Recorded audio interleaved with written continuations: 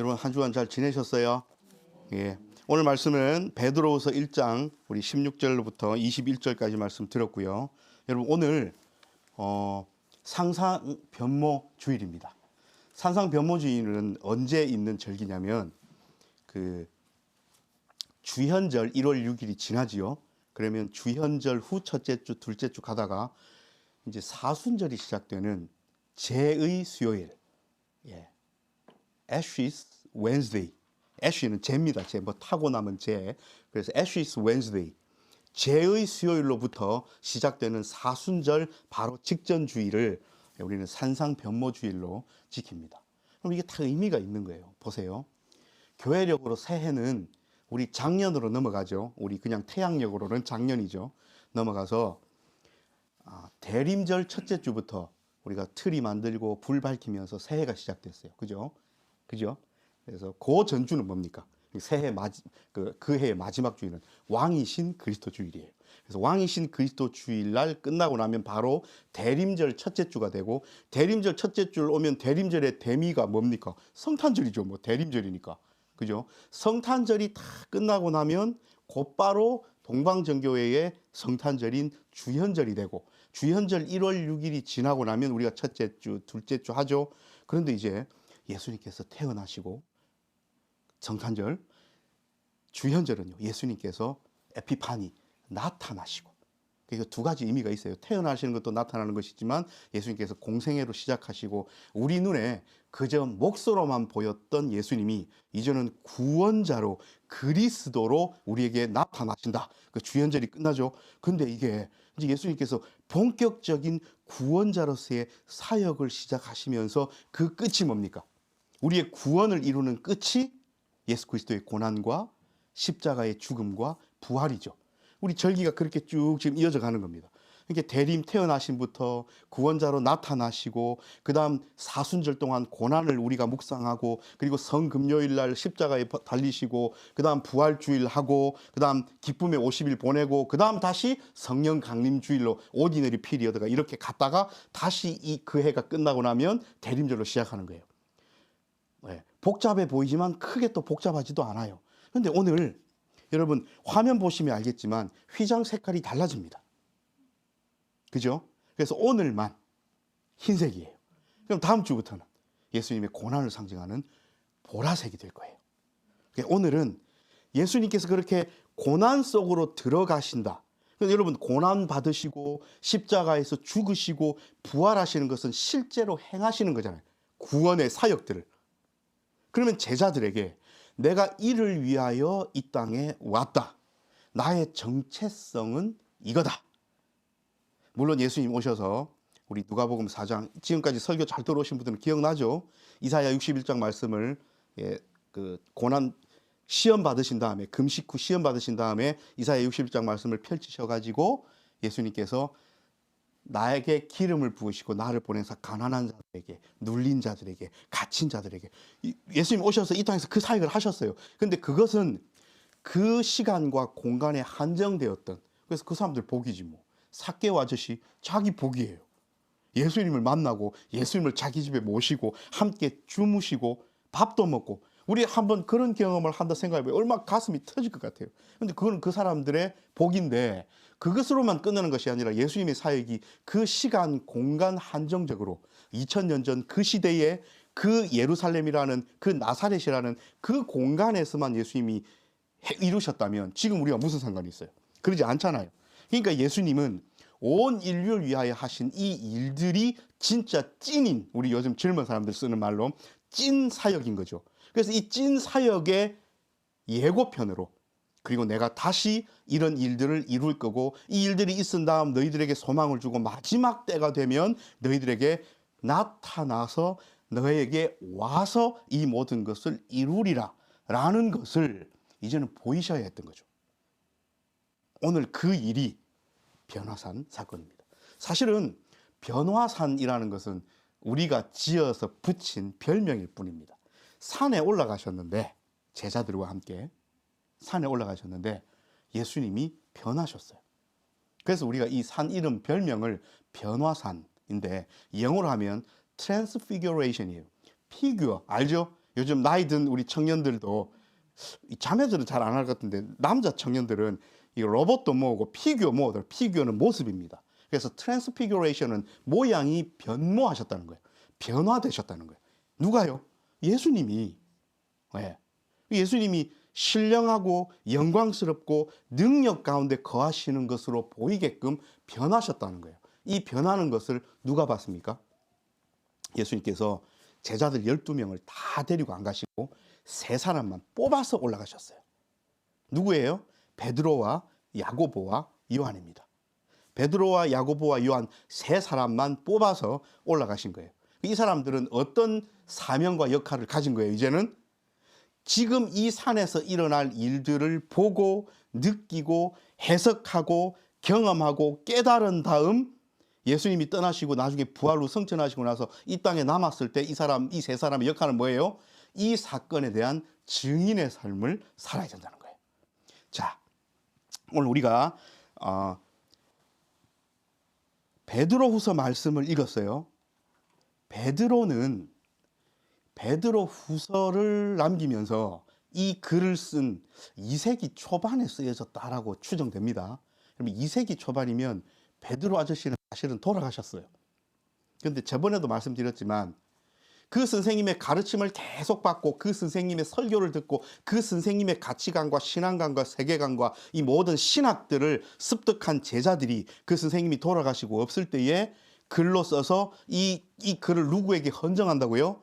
우리에게 알려주시고 가르쳐주시고 증언하신 선생님에게 바치는 거예요. 그죠? 어쨌든 이 글은 뭐 연대로 따지고 막 과학적으로 따지기보다는 베드로 선생님의 유언과 같은 얘기인데 베드로후서를 이해하시려면 여러분 유다서를 먼저 이해하셔야 돼요. 머리에 팍 안 들어오죠. 예. 아주 짧은 글 유다. 네. 뒤에 신약 저 뒷부분에 있습니다. 유다의 주제는 뭐냐면 거짓 교사들의 가르침을 주의하라는 거예요. 참고로 여기서 유다는 가룟 유다 아니죠. 여기서 유다는 누굽니까? 예수님의 동생 유다입니다.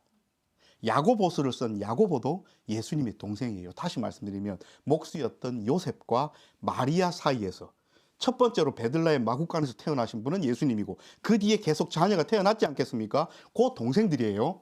대단하죠. 그래서 야고보서를 쓴 야고보도 예수님의 동생이고 유다서를 쓴 유다도 예수님의 동생인데 유다서의 주제는 뭐냐면 교회 안에서 거짓 가르침이 있는 거예요. 그래서 교묘히 만든 것들, 어디서 들은 것들, 짜 맞춘 것들, 안 그러면 자기의 요즘 쓰는 말로 뇌피셜들, 이런 것들로 사람들을 가르치고 호도하고 오해하게 하고 그래서 그릇된 길로 이끄는 것들.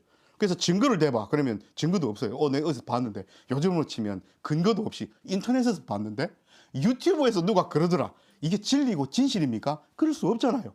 그런데 이렇게 했다는 거예요.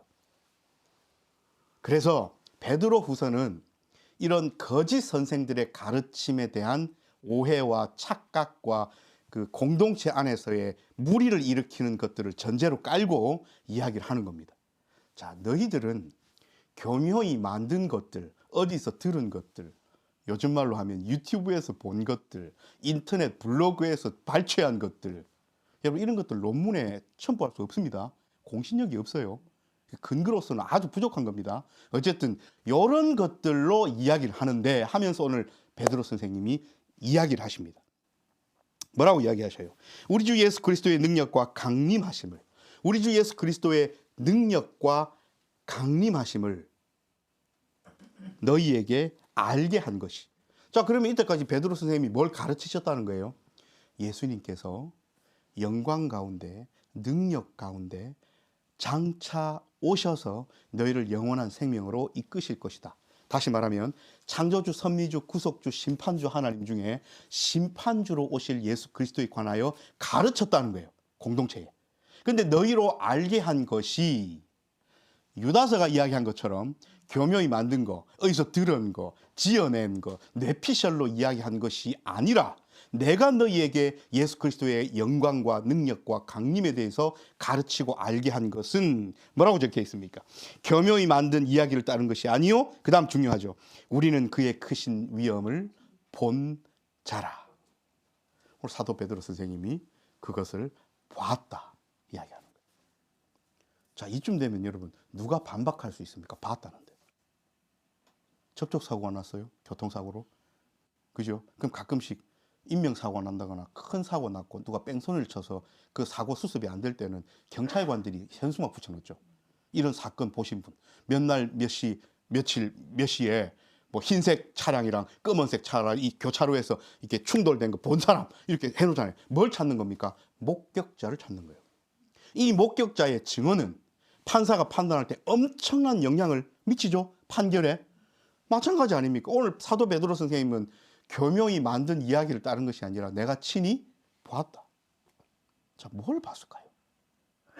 그 다시 돌아가 봐야 됩니다. 여러분, 산 위에서 예수님께서 변모하신 사건은 네 복음서 중에 세 복음서, 우리가 공관복음이라고 일컫는 복음서에 나타납니다. 공통적으로. 세 군데 나온다는 거예요. 마태, 마가, 누가에 나옵니다. 그래서 마태복음 17장 1에서 13절, 마가복음 9장 2에서 10절, 오타가 있는데요. 누가복음 9장 28에서 36절 사이에 나와요. 이 이야기들이. 그런데 이제 제일 짧고 단단하게 되어 있는 것이 마가복음이니까 마가복음 9장에 보면 예수님께서 이런 이야기들이 있습니다. 제자 셋을 데리고 산 위에 올라가셨는데 예수님께서 변호하셔요. 어떻게 변호하실까요? 광채가, 예수님 몸에 광채가 확 빛이 비치는데 이렇게 표현합니다. 마가는 빨래하는 자가 그 옷을 씻어가지고 희게 하는데 이 얼마나 옷에서 광채가 나고 희었으면 빨래하는 자가 그토록 희게 할 수는 없을 만큼 광채가 났다는 거예요. 예수님에게서. 그런데 예수님께서 이렇게 변모하신 상태로 두 사람과 만나서 대화를 나누시는데 이 대화의 내용은 복음서에 나오지 않습니다. 하여튼 대화를 하셨어요. 그런데 이 제자들이 보기에 깨닫기에 이 두 사람은, 저는 옛날에 어렸을 때 이 부분을 참 궁금해했어요. 엘리야와 모세랑 만나서 이야기를 하신다고 증언을 하는데 이 사람들은 예수님 시대 사람이잖아요. 엘리야는 몇백 년 전에 죽었고 모세는 수천 년 전에 죽은 사람인데 어찌 얼굴을 알아보고 저 사람이 바로 엘리야다, 저 사람이 바로 모세다 이렇게 알아봤을까 하고 옛날 중학생 시절에 되게 궁금했더랬어요. 그런데 여러분, 모세와 엘리야라고 복음서 기자들이 지칭한 데에는 그 뒤에 이야기를 이어나가기 위한 장치가 있습니다. 엄청나게 중요한 의미예요. 그래서 우리가 예전에 이런 말씀 많이 들었죠. 모세는 율법의 대장이고 엘리야는 선지자 중에 대장이니. 그래서 구약은 뭐로 이루어졌어요? 율법과 선지자의 강령이니라. 율법과 선지서, 율법서와 선지사를 보태면 뒤에 이제 성문서, 시가서를 보태지만 하면 구약 성경이니까 구약 성경은 예수님이 오실 것이라는 예언이다. 그래서 예수님은 율법의 완성이고 선지자의 완성이니 삼자 대면을 통하여 이제는 너희들의 역할은 끝났고 이제 나의 시대, 예수 그리스도를 통한 구원의 시대가 도래했음을 알리는, 맞아요. 딱 맞는 해석이에요. 그런데 오늘 우리는 거기보다 조금 더 나아가려고요.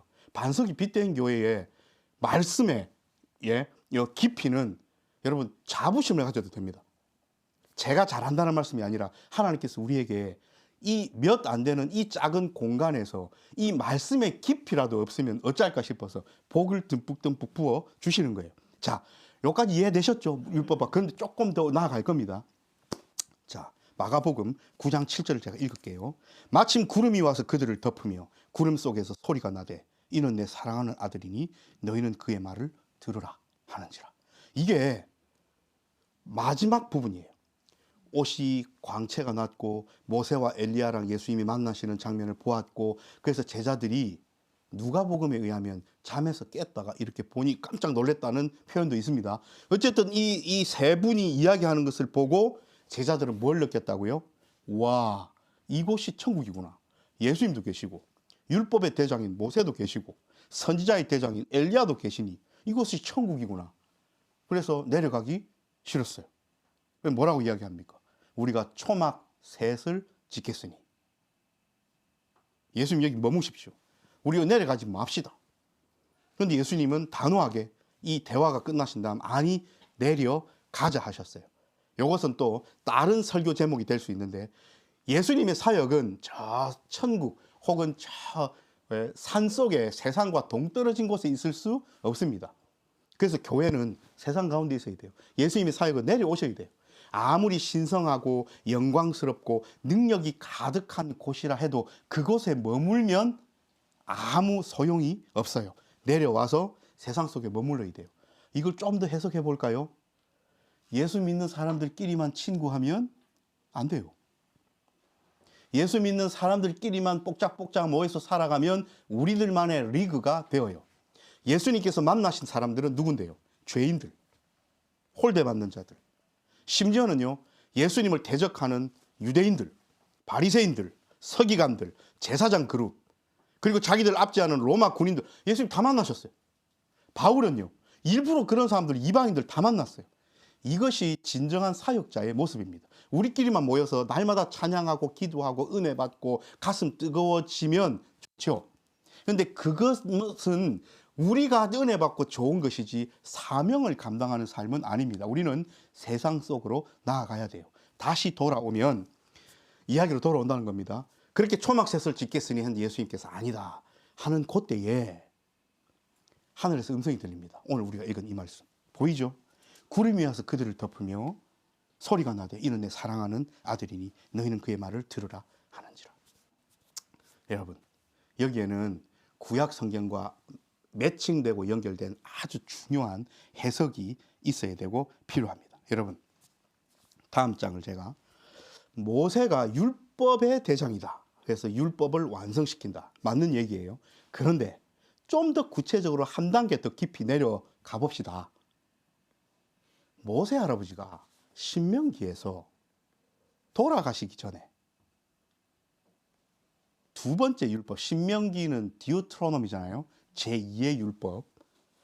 요건 아셔요? 이것도 이해를 쉽게 되니까. 레위기 율법, 출애굽기 율법은 출애굽하고 나서 바로 주신 거예요. 석 달 뒤에 제3월에 1월 14일 6월절 1월 15일 날 나왔는데 3월 달에 그러니까 약 2달 지났죠. 제3월에 그해 3월에 시내 광야에 도착하니 율법 알죠? 그렇게 했는데 38년을 헤매는 거예요. 그건 이야기는 다 알죠? 광야에서 뺑뺑뺑뺑 돌다가 요수아와 갈렙을 제외한 모든 20세에서 60세 출애굽했던 사람은 죽고 어린 아이들과 지금은 장성했지만 그 당시 10대 청소년들과 여호수아와 갈렙만 남고 38년이 흐른 거예요. 한 40년이. 그리고 나면 어찌 됩니까? 율법을 까먹은 거예요. 광야를 헤맸다 보니까. 그래서 이제 요단강을 건너서 곧 가나안 땅에 들어갈 거예요. 누구의 법대로 살아야 됩니까? 하나님의 법대로 살아야죠. 그래서 다시 한번 율법을 알려주시는 거. 그러니까 제2의 율법이란 디우트로노미 신명기는 율법이 1의 율법이 있었고 2의 율법이 따로 있는 것이 아니라 옛날에 있었던 율법을 다시 한번 리바이벌, 복습시키는 거예요. 그래서 신명기라는 그 제목 자체가 디우트로노미, 우리 듀엣 할 때 DUET로 시작하잖아요. 이 2의 율법, 두 번째로 주신 복습하는 율법이에요. 요거 하는 그 신명기 내용 중에 모세 할아버지가 이런 얘기를 합니다. 18장 15절입니다. 네 하나님 여호와께서 너희 가운데 네 형제 중에서 너를 위하여 나와 같은 선지자 하나를 일으키시리니 너희는 그의 말을 들을지니라. 이게 여러분 신명기에 있는 말씀입니다. 다시 한번 볼까요? 제가 앞으로 돌아갑니다. 신명기 18장 15절 맨 마지막 문구 보세요. 너희는 그의 말을 들을지니라. 자, 오늘 우리 읽은 말씀 너희는 그의 말을 들으라 하는지라. 자, 마가복음에서 변화산상에서 구름이 덮이고 하늘에서 들리는 음성하고 신명기에서 모세 할아버지가 들려주었던 말하고 같습니까? 다릅니까? 같지요. 오늘 예수님께서 변화산 위에서 모세 할아버지를 만난 데는 이유가 있는 거예요. 자, 그러면 모세가 신명기 18장에서 예언했던, 오늘 예언이 중요하잖아요. 예언했던 너희 형제 중에서 나와 같은 모세와 같은 선지자 하나를 일으키실 건데 하나님께서 언제가 될지 모르지만 너희는 그의 말을 들으라 라고 예언한 그분이 누구란 말입니까? 예수님이요. 오늘 그래서 예수님이 변화산에서 모세 할아버지를 만나신 거예요. 엘리야는요. 여러분, 엘리야는 종말을 보지 않고 올라갔어요. 인간의 종말은 뭡니까? 개인의 종말은 죽음이죠. 엘리야는 말씀에 의하면 죽음을 보지 않고 불병거 타고 올라갔어요. 엘리야는 다시 오리라 생각했어요. 왜냐하면 산채로 올라갔으니까 그 유대인들의 어떤 개념입니다. 죽으면 부활이 되지만 죽지 않고 올라갔기 때문에 산채로 있다가 다시 오리라 생각했어요. 그런데 유대인들 생각 속에 어떤 사상이 있었냐면 엘리야가 오면 뭐예요 그게? 종말인 거예요. 끝이라는 거예요. 그렇죠? 그래서 오늘 예수님께서 변화산 위에서 모세와 나와 같은 선지자 하나를 일으키리니 너희는 그의 말을 들으라 라고 예언했던 모세의 예언, 그리고 엘리야가 오면 종말의 때에 엘리야가 오면 세상이 끝이죠 라는 예언들, 자기들끼리 공유했던 그 예언들을 알고 있는 유대인들에게 모세와 엘리야를 만나는 장면이 예수님과 이 변화산에서 벌어졌다. 이거를 해석하면 여러분 이래요. 예수님의 앞으로 닥치실 고난과 십자가와 부활과 영광 중에 임하실, 여러분 힌트를 얻어야 돼요. 예수님께서 하얗게 변하셨다는 것은 고난을 이야기합니까? 예수님께서 옷이 하얗게 변하셨다는 것은 십자가에서 피 흘리시고 살 찢기시는 죽음을 이야기합니까? 뭐예요? 예수님께서 하얗게 변하셨다는 것은 오히려 고난과 피 흘림과 죽음보다는 부활과 그 이후에 다시 우리에게 오셔서 우리를 영원한 생명으로 이끄실 심판주 하나님에 대한 이미지가 떠오르지 않습니까? 그지요? 그래서 오늘 베드로는 그거를 본 거예요. 예수님께서 영광과 능력 가운데 하나님께서 예수님 안에 부여해 놓으신 영광과 능력이 밖으로 표출되고 드러나는 것을 베드로는 보았어요. 그리고 본 증인이 되었어요. 그리고 자기의 공동체에게 열심을 다해 가르치면서 예수 그리스도의 오심에 관하여, 예수 그리스도의 영광으로 오심에 관하여, 지금 가르칠 때는 이미 예수님 안 계시잖아요. 이 땅에 눈으로 보는 육적인 예수님 안 계시잖아요. 그러니까 이 제자들에게 그럼에도 불구하고 예수님의 오심에 관하여, 오늘 표현은 강림에 관하여, 그리고 오늘 우리의 제목으로 치면 파루시아에 관하여 너에게 가르친 것이 교묘히 만든 이야기가 아니라 내가 눈으로 직접 보았다 라고 이야기를 하시는 겁니다. 여러분, 예수님은 오십니다. 아멘이시죠? 파루시아예요. 근데 이 파루시아라는 용어를 가만 보면 나타나심, 오셔서 영향을 끼치심, 오심, coming, 오심. 근데 왔는데 한번 얼굴만 쓱 보고 사라지는 오심이 아니라 오시면 함께 하시면서 영향력을 행사하시는 그 오심이 파루시아예요. 근데 오늘 베드로는 미리 맛을 봤죠. 그게 너무 좋았던 거예요. 예수님과 함께 동행하면서 병든 자도 고치고 삭개오랑 만나서 이런 행동도 하시고 안전뱅이도 일으키시고 눈먼 자도 다 좋았어요. 베드로가. 그런데 산 위에 올라가서 예수님께서 진짜 하나님의 아들답게 나의 고백 주는 그리스도시요 살아계신 하나님의 아들이십니다.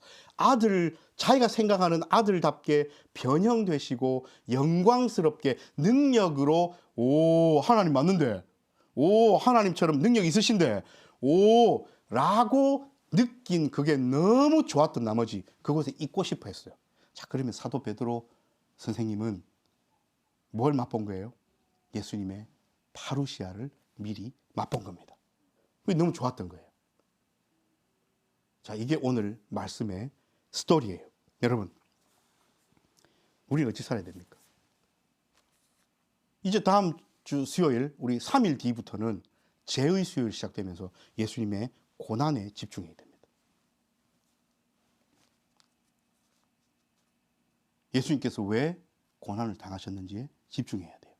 그리고 조금 경건하게 각자 자기가 스스로를 치면서 이 40일 동안, 그래서 사순절이잖아요. 40일 동안 주일 6주 보탰으니까 실제로는 46일입니다. 이 46일 동안 여러분 스스로 자기를 좀 절제하면서 살아야 돼요. 예전에 막 청년부하고 할 때는 우리 이런 것도 합시다. 뭐 미디어 금식합시다. 막 이런 거 구체적으로 정해드렸는데 우린 또 이게 좀 각자의 영적 수준이 우리 지난주 말씀을 통하여 한 주간 동안 단단한 음식을 먹는 영의 수준으로 장성했기 때문에 스스로 한번 판단해 보세요. 나는 이번 사순절에 어떤 절제함으로 하나님 앞에 나아갈까 생각해야 돼요. 자, 이런 작정하고 절제 속으로 들어가고 예수 그리스도의 십자가를 기억하고 생각해야 될 사순절을 3일 앞둔 오늘, 우리는 뭘 먼저 누려야 돼요? 예수 그리스도의 파루시아를 먼저 누리고 경험해야 합니다. 여러분, 솔직히 파루시아는 예수님의 재림이라고 사람들은 해석하죠. 그런데 어떤 신학자는 재림은 다시 오심이잖아요. 다시 오심. 근데 다시 오심이라면 앞에 오셨던 것과 똑같아야 된다는 거죠. 그래서 제가 공부를 해보니 앞에 온 것과 똑같이 오려면 예수님 또 아기로 오셔야 되는데 그러지는 않고 그럴 수도 없잖아요. 그러니 여러분, 재림이라는 단어는 또 이단들이 너무 많이 쓰니까 약간 이 단어 자체에 우리가 이렇게 좀, 그죠? 그래서 우리가 그런 말 쓰지 말고 우리는 있어 보이게 파루시아라고 씁시다. 예수님이 오실 거예요. 예수님은 오십니다. 그래서 신약 성경을 지탱하는 두 큰 사상이 뭐냐면 여러분, 파루시아와 마라나타입니다. 이 두 개는 맥을 같이 해요. 파루시아는 예수님의 오심. 우리 그 기다리고 있잖아요. 예수님 오시면 이 땅에 종말입니다. 오늘 변호사는 그 얘기를 하는 거예요. 엘리야를 만난 이유가 그거예요.